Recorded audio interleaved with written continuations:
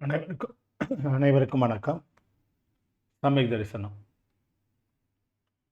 திரவிய சங்கரக நூலிலிருந்து 3வது அத்தியாயம். அதிலே நற்காட்சி, நல்ஞானம், நல்லொழுக்கம் இவற்றினுடைய முக்கியத்துவத்தை குறித்து ஏற்கனவே முதல் அதிகாரத்திலே அதை பற்றி விரிவாக கூறியிருந்தாலும் அவை மூன்றும் தான் மோட்சத்துக்கான மார்க்கம் என்பதனை மிக சுருக்கமாகவும் ஒரு உறுதிப்பாட்டுடனும் 3வது அத்தியாயத்திலே நமக்கு சித்தாந்த சக்கரவர்த்தி வெளிப்படுத்துகிறார். அந்த 3 அம்சங்களையும் குறித்து நாம் பார்த்தோம். அவற்றினை நாம் கைக்கொள்வதற்கு, நற்காட்சி, நல்ஞானம், நல்லொழுக்கம் இவற்றை நாம் கைக்கொள்வதற்கு, நாம் மேற்கொள்வதற்கு என்ன விஷயங்களை எல்லாம் கடைபிடிக்க வேண்டும் என்பது குறித்து நமக்கு 47, 48வது காதைகளிலே அவர் தெரிவிக்கிறார். 47, 48 காதைகள் தியானத்தை நமக்கு வலியுறுத்துகின்றன. தியானம் என்பது மோட்ச மார்க்கத்துக்கான ஒரு முக்கியமான செயல். தியானமின்றி எப்படி ஒரு முனிநிலை இல்லாமல் மோட்சம் கிடைக்காதோ, எப்படி தவம் செய்யாமல் மோட்சம் கிடைக்காதோ, அந்த தவத்திலேயே கூட அகத்தவத்திலே கடைசியாக 6வது தவமாக நமக்கு கூறப்பட்டிருப்பது தியானம். அதிலே ஆர்த்த தியானமும் ரவுத்திர தியானமும் நாம் மேற்கொள்ளக்கூடாது, அவற்றினை விளக்க வேண்டும். தர்ம தியானமும் சுக்ல தியானமும் நாம் மேற்கொள்ள வேண்டும் என்று 2 தியானங்கள் 2ஆக பிரித்து கூறப்பட்டிருக்கின்றதை நாம் ஏற்கனவே பார்த்தோம். இப்போ அந்த தியானத்தினுடைய அவசியம் என்ன? தர்ம தியானம், சுக்ல தியானம் இவை 2ம் மிகவும் முக்கியமானவை. அந்த தியானத்தினுடைய அவசியம் என்ன என்பதை குறித்து இதிலே நமக்கு கூறுகிறார். 47வது காதையிலே துபிகம்பி மோக்கஹேவும் ஜானே பாவுனதி ஜம்முனி நியமா தம்ஹமா பயத்த சித்தா ஜூயம் ஜானம் சமப்ப சஹ.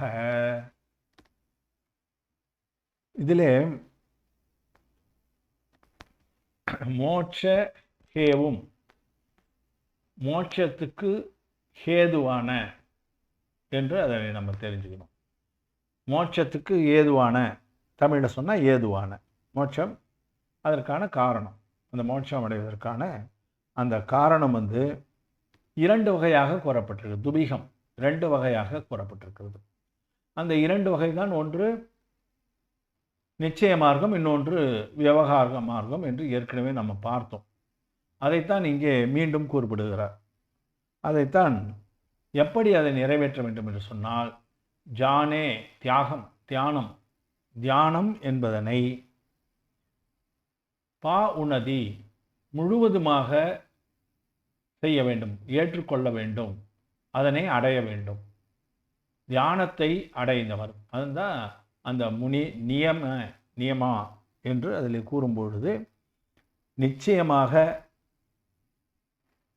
மோக்கஹேகும், மோட்சத்துக்கு வழியாக இருக்கக்கூடியவை தியானம். அந்த தியானம் 2 வகைப்படும் என்று இதிலே கூறுகிறார். அதனால் தம்ஹா, அதனால் பயத்த சித்தா, அந்த இதற்காக அதை அடைவதற்கு முழு முயற்சியாக இருக்க வேண்டும். நமக்கு கூப்பிட்டு சொல்கிற மாதிரி சொல்கிறார். அந்த ஜூயம் என்றால் நீங்கள் அதிலே முழு முயற்சியாக இருக்க வேண்டும். எதை? தியானம் பயிலுபவராக, தியானத்தை பயிலுபவராக என்று சொன்னால் கடைப்பிடிப்பவராக, அதை கற்றுக்கொள்பவராக நீங்கள் இருக்க வேண்டும். தியானம் சமப்ப சக, தியானத்தை கற்றுக்கொள்ளுங்கள். இதில் முக்கியமாக நமக்கு சொல்லக்கூடியது, மோட்சம் 2 வகையாக இருக்கிறது. ஒன்று நிச்சய வழி, இன்னொன்று விவகார வழி. அது எப்படி இருந்தாலும் நீங்கள் அதனை அடைய வேண்டும் என்று சொன்னால் தியானத்தை பயில வேண்டும், தியானத்தை செய்ய வேண்டும் என்று இதிலே கூறுகிறார். முக்திக்கான வழிகள் 2: நிச்சய முக்தி மார்க்கம், வியவகார முக்தி மார்க்கம். இதில் பார்த்தீங்கன்னா நமக்கு முனிநிலை, ஸ்ராவக நிலைன்னு 2 நிலை இருக்குது. ஸ்ராவக நிலையினுடைய மொத்த குணஸ்தானம் 14. நம்ம அதை நல்ல விரிவாகவே பார்த்துருக்குறோம். அதிலே 1 முதல் 5 குணஸ்தானங்கள் இல்லறத்திலே இருப்பவர்களுக்கு, 6 முதல் 14 குணஸ்தானங்கள் வரை இருப்பவர்கள் முனிவர்கள். அவருடைய தகுதி அதிகரிக்க நம்ம ஏற்கனவே அதை உதாரணமாக நான் சொல்லியிருக்கேன். அதாவது நம்ம படிக்கும்போது எப்படி 1ஆவதுலேருந்து 14 வரைக்கும் படிக்கிறோம் அப்படின்னு நினச்சிக்கணும், கிளாஸஸ். அந்த மாதிரி வகுப்பு முன்னேற்றம் வர வர தான் நமக்கு குணஸ்தானம் அதிகமாகிறது. அதில் 1, 2, 3 இந்த குணஸ்தானங்கள் எல்லாம் மித்யாத்துவம் கலந்திருக்கிறது, மித்யானுவம் முழுமையாக இருப்பது, அதை நம்ம பார்த்தோம். 4வது குணஸ்தானத்தெல்லாம் சம்யக் திருஷ்டி என்கின்ற நற்காட்சியாளன் நிலை வருகிறது. அதன் பிறகு 5வது குணஸ்தானம் விரதி. அப்போ இந்த தியானம் செய்ய தகுந்தவர்களாக இருக்கக்கூடியவர்கள் 4 மற்றும் 5 குணஸ்தானம் இல்லறத்திலே இருக்கிறார்கள். இப்போ 6வது குணஸ்தானம் என்று சொன்னால் அப்பிரமத்த குணஸ்தானம், பிரம்மத்த குணஸ்தானம். அதற்கு அடுத்தாக வருவது அப்பிரமத்த குணஸ்தானம் 6, 7.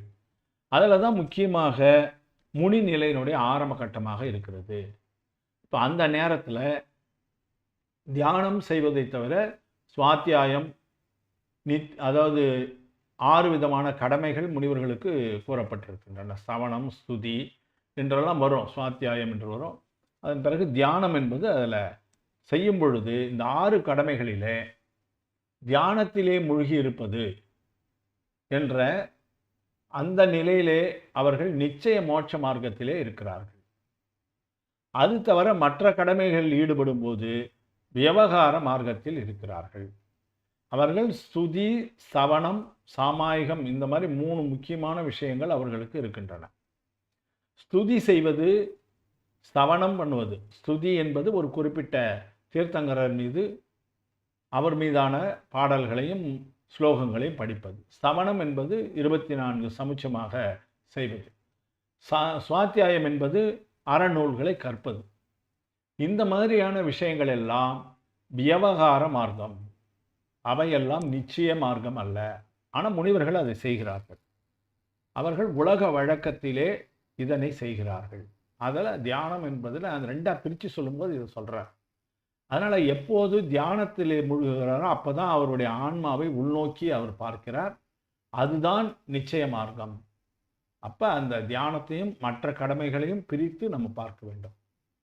ஆனால் 2 மார்க்கத்திலையும் முனிவர்கள் பயணிக்கிறார்கள். வியவகார மார்க்கத்திலையும் அவங்க போயிட்டுருக்காங்க. சுவாத்தியாயம் செய்கிறார்கள், ஸ்துதி செய்கிறார்கள், சவணம் பண்ணுறார்கள். இதெல்லாம் வியவகார மார்க்கத்தில் இருக்கிறது.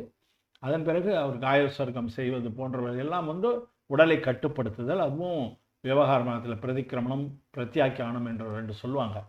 அந்த பிரதிக்கிரமணம் செய்வது, கழுவாய் செய்வது, செய்தல் குற்றத்துக்கு கழுவாய் செய்வது. அதுபோல் பிரத்யாக்கியானம் என்பது பற்றுகளை விட்டு கொண்டே வருவது. இது எல்லாமே வெளி விஷயங்களாக இருக்கின்றன, விவகார மார்க்கமாக இருக்கின்றன. ஆனால் தியானம்தான் உள் விஷயமாக இருக்கிறது. அதுதான் மனதிலே நாம் செய்வது, ஒருநிலைப்படுத்துவது. அது நிச்சய மார்க்கத்துக்கு பயணமாகும். அதனால் 2 விதமான 6 கடமைகளிலே முனிவர்கள் செய்கின்ற செயல்களிலே தியானம் நிச்சய மார்க்கத்துக்கு கொண்டு போகிறது, மற்றவை விவகார மார்க்கத்திலே இருக்கின்றன என்பதை நாம் புரிந்து கொள்ளலாம். இப்போ 6ஆம் நிலையான அந்த நிர்கண்ட முனிவர் தர்ம தியானத்திலே நிலைக்கிறார். நான் சொல்லியிருக்கேன், நம்ம பார்த்துருக்கோம் ஏற்கனவே. ஆர்த்த தியானமும் ரௌத்ர தியானமும் இருந்தால் அது ஆன்மாவுக்கு எந்த விதமான நன்மையும் செய்யாது மட்டும் இல்லை, தீமையை செய்யக்கூடியது, வினைகளை வர வைக்கக்கூடியது, அதிகமாக வினை அழுத்தத்தை கொடுக்கக்கூடியது. ஆனால் தர்ம தியானம் என்பது தான் இல்லறத்தில் இருப்பவர்களும் செய்யலாம், துறவரத்திலே வருகின்ற ஆரம்ப நிலை முனிகளும் அதனைத்தான் மேற்கொள்கிறார்கள். அதைத்தான் இந்த இடத்துல நம்ம சொல்கிறாங்க. 6வது குணநிலையில் நிர்கண்ட முனிவர் தர்ம தியானத்திலே நிலைத்திருக்கிறார். 6, 7, 8, 9 என்று அவருடைய அந்த தியானத்தினுடைய விளைவால் அவருடைய வினைகள் எல்லாம் குறைந்து தூய்மையை அதிகரிக்கிறது.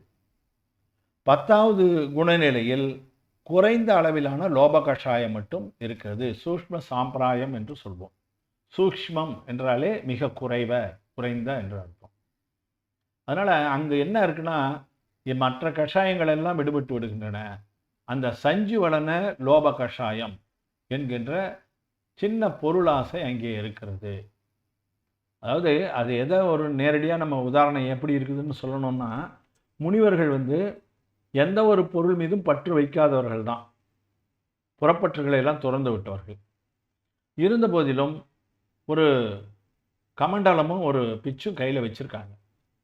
இப்போ அதன் மீது அவர்களுக்கு ஒரு பற்று இருக்கும் இல்லையா? அது எந்த விதத்தில் அவங்களுக்கு ஒரு சுகத்தை கொடுப்பது கிடையாது. இருந்தாலும் இவை நம்முடையவை என்று அவர்கள் நினைத்திருக்கிற அந்த நிலையை நம்ம உதாரணமாக எடுத்துக்கலாம். அதனால் மிக குறைந்த அளவுக்கு லோப கஷாயம் மட்டுமே இருக்கிறது. அந்த நிலையில் அவர்களுக்கு சுக்ல தியானம் பிறக்கிறது. அதாவது எல்லா மற்ற வினைகள் எல்லாம் விலகிவிட்டு அந்த மிக குறைந்த நிலையிலே லோப கஷாயம் இருக்கிற நிலையிலே சுக்ல தியானம் என்ற மிக உயர்ந்த நிலை தியானம் கிடைக்கிறது. அப்போ அந்த நிலையில் 4 நிலைகள் ஏற்கனவே நம்ம பார்த்தோம். அவற்றுடைய விவரங்களை நம்ம விரிவாக படிக்க வேண்டியிருக்கு. அந்த 4 நிலைகளிலும் ஒன்றொன்றாக முன்னேறி அவர்கள் கேவல ஞானத்தை அடைகிறார்கள். சுக்ல ஞானத்துக்கு பிறகு 10வது குணஸ்தானத்திலிருந்து 11 போகாது. நான் ஏற்கனவே சொல்லியிருக்கேன், உபசமம் இருந்தால் தான் 11 போகும். 10ஆம் குணஸ்தானத்திலிருந்து 12வது குணஸ்தானத்துக்கு செல்லும்போது க்ஷீண கஷாயனாக மாறிவிடுகிறார். கஷாயங்கள் முழுவதும் க்ஷீணம் ஆகிவிடுகிறது, அதாவது அழிந்து விடுகிறது. அப்போ அந்த சுக்ல தியானம் அங்கே அவருக்கு கேவல ஞானத்தை அடையக்கூடிய நிலையில கொண்டு போய் வைக்கிறது. 13, 14 ஸ்தானங்களிலே அவர் சயோக கேவலியாகவும் அயோக கேவலியாகவும் கேவல ஞானம் பெற்ற அந்த 2 நிலை. யோகம் மட்டுமே இருக்கிறவர் சயோக கேவலி 13வது நிலை. அந்த உடலையும் தொடர்ந்து அந்த 3 விதமான யோகமும் இல்லாத நிலையிலே இருக்கக்கூடியவர் அயோக கேவலி நிலை. அதை தான் நம்ம இந்த இடத்துல புரிந்து கொள்ள வேண்டும். அதனால் நிச்சய முக்தி மார்க்கம் என்பது அதுதான். அந்த தியானத்தின் மூலமாகத்தான் கிடைக்கும். தர்ம தியானத்திலே தொடங்கி சுக்ல தியானத்திலே அவர்கள் அதை அடைகிறார்கள், கேவல ஞானத்தை அடைகிறார்கள். இதில் விவகார முக்தி மார்க்கம்ன்றது என்ன? நிச்சய முக்தி மார்க்கம் அது பார்த்துட்டோம், தியானம் செய்வார்கள். விவகார முக்தி மார்க்கம் என்பது நான் ஏற்கனவே இப்போ சொன்ன மாதிரி ஸ்ராவக நிலையில் 4வது குணஸ்தானம் தான் நற்காட்சியாளர். அந்த நிலையில் விரதம் இல்லாத நற்காட்சியாளராக அவர் இருக்கிறார்.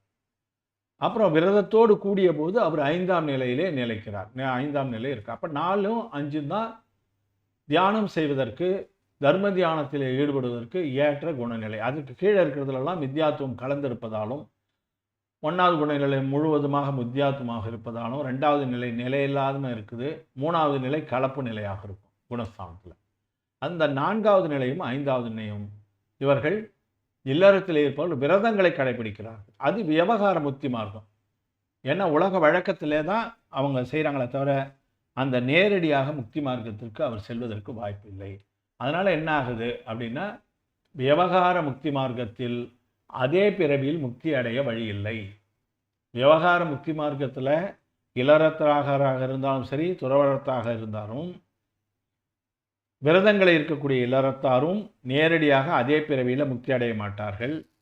முனிவர்களிலும் கூட தியானம் இல்லாத முனிவர்கள், சுக்ல தியானம் இல்லாத முனிவர்கள், அவர்கள் பூஜை, இந்த ஸ்தவனம், அதாவது துதிகளை செய்து கொண்டிருப்பவர், சாமாயம் செய்து கொண்டிருப்பவர்கள், அந்த போல இருக்கின்ற அந்த முனிவர்களும் அந்த பிறவியில் அடைய மாட்டாங்க, முக்தி அடைய மாட்டாங்க.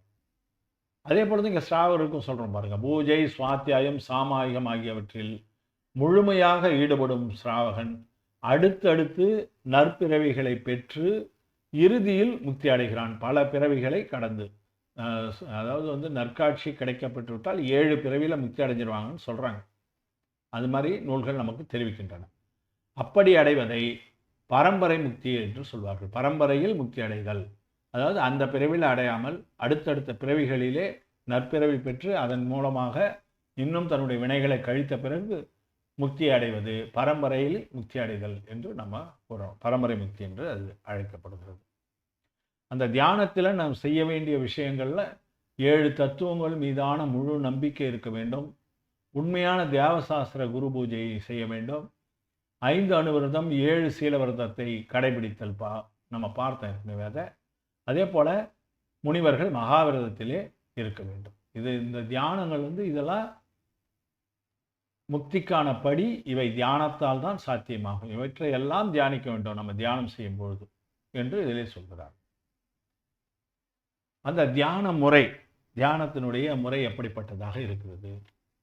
மாமுஜ்ஜக மாரஜ்ஜக மாதுசக இட்ட நிட்ட அத்தேசு திரம் இச்சக ஜெய் சித்தம் விசித்த ஜானப்ப சந்தி ஏ.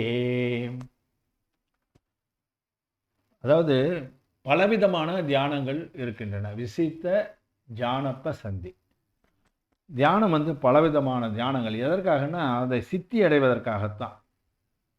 அதில் நாம் நினைத்ததை நடத்துவதற்காக. நினைப்பது எது? முக்தி மார்க்கம், முக்தியே அடைய வேண்டும். அதை நடத்துவதற்காக அது என்ன செய்யணும்னா, திறம் சித்தம், ஸ்திரமான மனதை உடையவராக இருக்கணும். உறுதியான மனத்தை, ஒரு நிலைப்பட்டாக இருக்கணும். ஸ்திரமாக இருக்கிறதுனா ஒரு நிலையில் இருக்கணும்.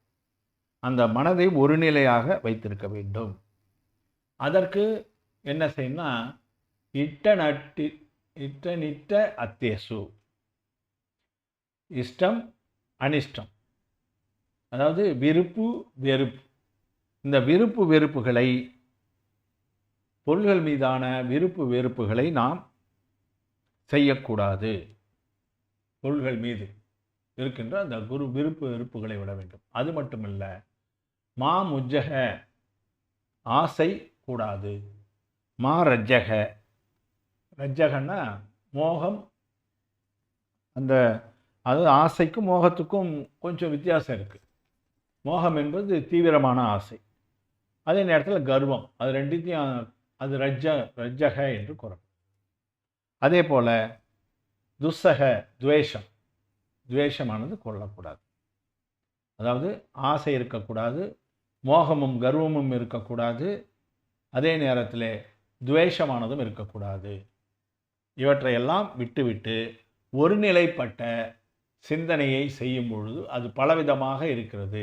அந்த சிந்தனை அவை எல்லாமே சித்த நிலையை நோக்கி செல்கின்றன என்று இதில் கூறுகிறார். அப்போ இவற்றையெல்லாம் விட வேண்டும் என்பதைத்தான் இதிலே நமக்கு கூறுகிறார். தியானங்கள் பலவிதம். தியானத்தின் குறிக்கோள் மனதை ஒருநிலைப்படுத்துவதாகும். அதற்கு விருப்பு, மோகம், கர்வம், வெறுப்பு ஆகியவற்றை கைவிட வேண்டும். அந்த காதையினுடைய பொருளாக இதை கூறுவோம். இப்போ அந்த தியானத்தினுடைய வகைகளை இதில் குறிப்பிட்டு சொல்கிறாங்க. அப்படி எப்படி செய்வது? பல வகையாக இருக்கிறது தியானம்னு சொல்கிறாங்க இல்லையா? அப்போ அந்த பல வகை என்ன? அதில் முக்கியமானவை நமக்கு பல நூல்களிலும் இவை குறிப்பிடப்பட்டிருக்கின்றன.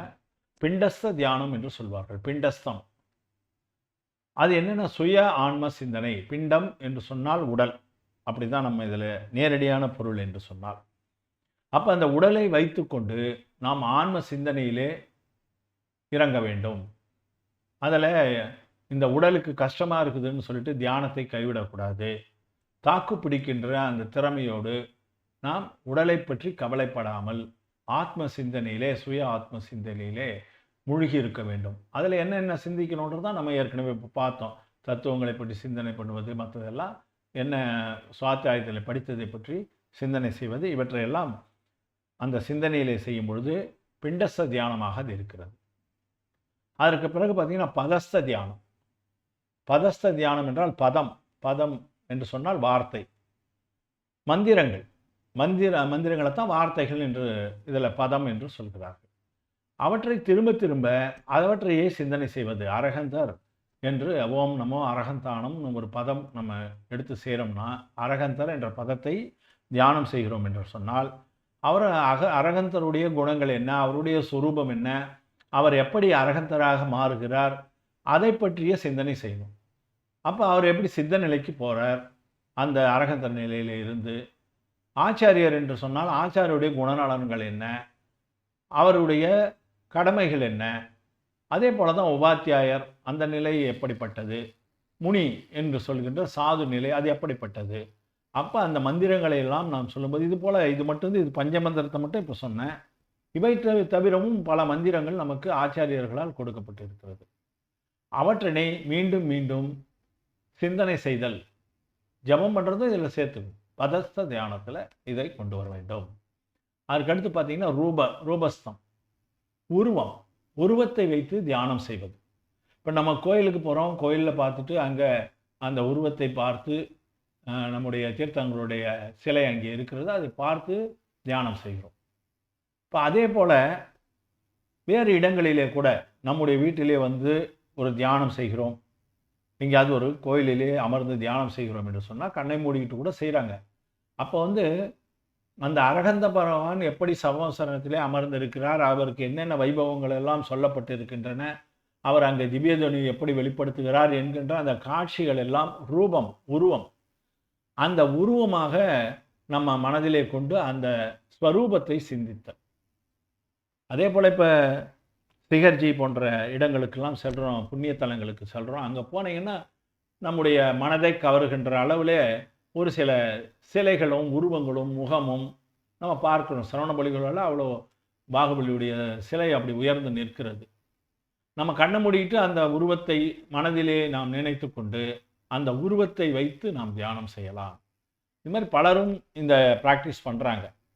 சிகர்ஜியில் போகும்போது ஒவ்வொரு டோங்கையும் பற்றி நம்ம நினைக்கிறோம். அங்கே இருக்கக்கூடிய அவற்றினுடைய உருவங்களை மனதிலே கொண்டு வந்து வைத்து அவற்றை நேராக நாம் பார்க்க வேண்டும் இல்லை என்று சொன்னாலும் அந்த உருவத்தை நம்முடைய தியானத்திலே கொண்டு வந்து அதனை பற்றி சிந்திக்கிறது.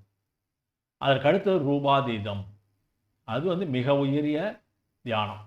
அந்த ரூபம் கூட இல்லை, ரூபம் அதீதம், அந்த ரூபத்தை கூட விட்டு விடுதல், அந்த உருவமற்ற சித்த பரமேஷ்டியை பற்றி நினைத்தல்.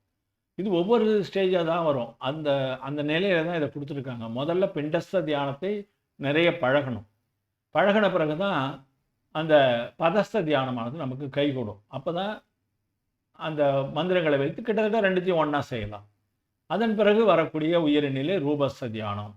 அப்புறம் அந்த உருவத்தை கூட நாம் தள்ளி வைத்து விட்டு வெறும் ஆன்ம பொருளை மட்டுமே, நமது ஆன்மாவை மட்டுமே உருவமற்ற சித்தபாக பரவேஷ்டிகளை வைத்து நாம் தியானம் செய்வது, அதுதான் ரூபாதீதம். இப்போ 4 வகையான தியான வகைகள் இருக்கிறது. அங்கே பல வகைகள் இருக்கின்றாங்க. இதில் எல்லாமே அடங்கும் இந்த 4 வகைகளில். அதனால் இந்த தியானத்தை தான் முக்கியமாக நாம் கைக்கொள்ள வேண்டும். தியானம் என்பது தான் நிச்சய மோட்ச மார்க்கம். மற்ற சுப செயல்கள் எல்லாம் நமக்கு விவகார முக்கிய மார்க்கமாக காணப்படும். அவற்றை வைத்து நாம் தியானத்தை மேம்படுத்தி கொள்ள வேண்டும் என்று இதிலே நமக்கு தெரிவிக்கிறார். அதனால் இந்த தியானம் குறித்த இந்த காதைகள் மிக முக்கியமானவையாக நமக்கு காட்டப்பட்டு இருக்கின்றன. தியானத்தை அடுத்ததாக அவர் என்ன கூற வருகிறார் என்பதனை நம்ம அடுத்த பதிவிலே பார்க்கலாம். இந்த நல்லறம் என்கின்ற யூடியூப் சேனல், இதன் மூலமாக நான் இதை காட்சிப்படுத்தி தெரிந்த விளக்கங்களை நான் கூறியிருக்கிறேன். அந்த நல்லறம் யூடியூப் சேனலுக்கு சப்ஸ்கிரைப் செய்து தாங்கள் ஆதரவு தெரிவிக்குமாறு கேட்டுக்கொள்கிறேன். தங்கள் கருத்துக்களையும் அதிலே பதிவுமாறு கேட்டுக்கொள்கிறேன். வழக்கம் போலவே வாட்ஸ்அப் குரூப்பில் இதனுடைய ஒளிப்பதிவினையும் நான் பதிவு செய்கிறேன் என கூறி வாய்ப்புக்கு நன்றி கூறி முடித்துக் கொள்கிறேன். ஜெய் ஜினேந்திரா, இளங்கோ திருமொழி, திண்டிவனம்.